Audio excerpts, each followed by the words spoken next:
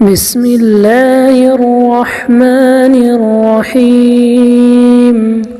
لا أقسم بيوم القيامة ولا أقسم بالنفس اللوامة.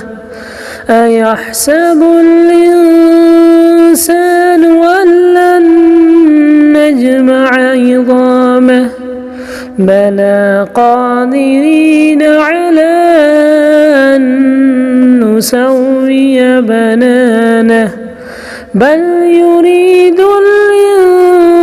الإنسان ليفجر أمامه يسأل أيان يوم القيامة فإذا برق البصر وخسف القمر وجمع الشمس والقمر يقول الإنسان يومئذ أين المفر كلا لا وزر إلى ربك يومئذ المستقر.